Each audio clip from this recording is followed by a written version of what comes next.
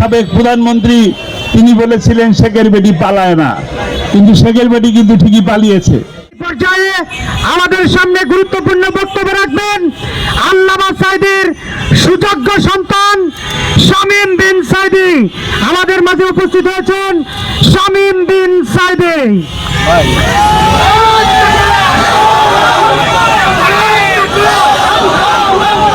আলহামদুলিল্লাহ রাব্বিল আলামিন, আসসালাতু ওয়াসসালামু আলা সাইয়্যিদিল মুরসালিন ওয়া আলা আলিহি ওয়া সাহবিহি আজমাইন। একটা সময় ছিল এই শাহবাগে নাস্তিকবাদের আখড়া ছিল নাকি? একটা সময় ছিল এখানে নাস্তিকরা এখানে এসে স্লোগান দিত। আর এখন আমরা শুনে গেলাম নারায়ে তাকবীর আল্লাহু আকবার, নারায়ে তাকবীর আল্লাহু আকবার সারা বাংলাদেশে উঠবে। যারা নারায়ে তাকবীর আল্লাহু আকবারের বিরুদ্ধে যায় তারা বেশি সময়ের জন্য এই দেশের মাটিতে থাকতে পারে না। এ দেশ নাস্তিক্যবাদের দেশ নয়। যারা ধর্মকে ব্যবহার করে, ধর্মকে পুঁজি করে এসেছে, তারাই বরঞ্চ থাকতে পারে নাই। আমরা ধর্মকে পুঁজি করি না, ধর্ম নিয়ে রাজনীতি করি না, স্পষ্ট কথা, আমরা ধর্মের রাজনীতি করি। আমার প্রিয় ভাইয়েরা, সাংবাদিক ভাইয়েরা, কথাটা স্পষ্ট শুনে নেন। আমরা ধর্মের রাজনীতি করি, ধর্ম নিয়ে রাজনীতি করি না। আমাদের সময় আসলে মাথায় পট্টি লাগাই না, আর ভোটের সময় আসলে হাতে তসবিহ নেই না। আমরা টুপি মাথায় দেই, সর্বসময় দেই, নামাজের ওয়াক্তে মসজিদেও যাই, আর ওই বলি না যে তাহাজ্জুদের ওয়াক্তে উঠি আর ফজরের নামাজ পড়ার আগে কোরআন পড়ি। যারা গণভবনে গিয়েছেন তারা অনেকেই জায়নামাজ খুঁজেছে, জায়নামাজ পায় নাই। জায়নামাজের বদৌলতে তারা বড় বড় কাচের বোতল পাওয়া গেছে। কাজেই এই বাংলাদেশ 90% মুসলমানের দেশ। এই বাংলাদেশের ঐতিহ্য, সংস্কৃতি, হাজারো বছরের ঐতিহ্য, সাম্প্রদায়িক সম্প্রীতি বজায় রেখে আমরা চলেছি। আমরা মাইনরিটি বলি না, আমরা খ্রিস্টানকে মাইনরিটি বলি না, আমরা হিন্দুকে মাইনরিটি বলি না, আমরা বলি আমরা সকলে বাংলাদেশি।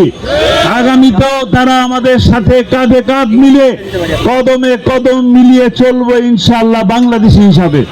তারা অধিকারের আদায় আন্দোলন করার প্রয়োজন হবে না ইনশাআল্লাহ।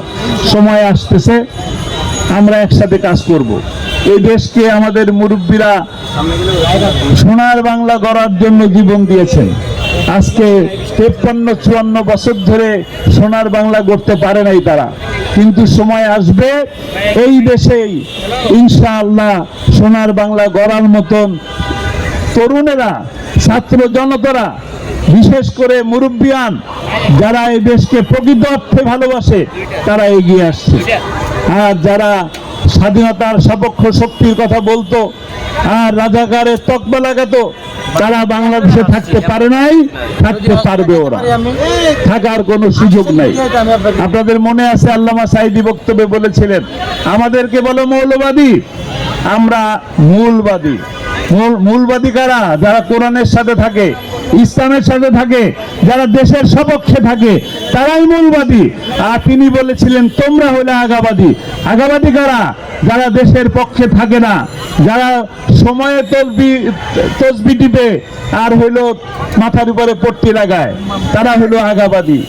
বাংলাদেশে বেশি বাড়াবাড়ি করবা না। যদি বেশি বাড়াবাড়ি করো 12 কোটি মুসলমান গোড়া ধরে ধাক্কা মারবে। যাবে কোথায়? যাবে কোথায়? গেছে কোথায়? আল্লামা সাঈদীকে বলা হয়েছিল রাজাকার। তিনি বলেছিলেন কোন বৈধ পিতার সন্তান আমাকে রাজাকার বলতে পারে না। তো তিনি বলেছেন, আমাদের সাবেক প্রধানমন্ত্রী তিনি বলেছিলেন শেখের বেটি পালায় না, কিন্তু শেখের বেটি কিন্তু ঠিকই পালিয়েছে। প্রমাণ করেছেন আল্লামা সাঈদী বলেছেন যারা আমাকে রাজাকার বলে তারা অবৈধ পিতার অবৈধ সন্তান। কাজেই প্রমাণ হয়ে গেছে কোনটা বৈধ আর কোনটা অবৈধ। কাজেই আমরা স্পষ্ট আকারে কথা বলতে চাই এই কথা যে বাংলাদেশের বিরুদ্ধে কোনো ধরনের ষড়যন্ত্র আমরা মেনে নেব না, বাংলাদেশের বিরুদ্ধে কোনো ধরনের চক্রান্ত মেনে নেব না, বাংলাদেশের বিরুদ্ধে ধর্মীয় কোনো চক্রান্ত আমরা মেনে নেব না। এই শাহবাগ থেকে আমরা বলবো, এই শাহবাগ থেকে আমরা জানাতে চাই, বাংলাদেশে সাম্প্রদায়িক সম্প্রীতি বজায় রেখে একটি ইনসাফ ভিত্তিক কল্যাণময় রাষ্ট্র গঠন করবো ইনশাআল্লাহ। আমরা কি রাজি আছি? আমরা রাজি আছি? আমাদের মুরব্বীরা সোনার বাংলা করতে চেয়েছে, আমরা কি সেই সোনার বাংলা করতে রাজি আছি? ইনশাআল্লাহ আমরা সেই সোনার বাংলা করব। সোনার বাংলা করার জন্য সামনে সময় আসবে, সেই সময় আমরা কাঁধে কাঁধ মিলিয়ে কাজ করবো ইনশাআল্লাহ। আল্লাহ তাআলা আমাদেরকে তৌফিক দান করুন। যারা জীবন দিয়ে গেছেন, যারা এই আগস্ট বিপ্লবে জীবন দিয়েছেন, যারা রাজাকারের তকমা লাগিয়ে আল্লামা সাঈদী, সালাউদ্দিন কাদের চৌধুরী, তাদের মোল্লা কিংবা মোল্লা মতিউর রহমান নিজামীকে যারা দিয়েছে, আল্লাহ তাআলা তাদেরকে জান্নাতবাসী করুন, তাদেরকে শাহাদাতের মর্যাদা দান করুন। যারা এই দেশকে স্বাধীন করার জন্য জুলাই আগস্টে যারা জীবন দিয়েছেন, তাদেরকেও আল্লাহ তাআলা শহীদি মর্যাদায় জান্নাত নসিব করুন।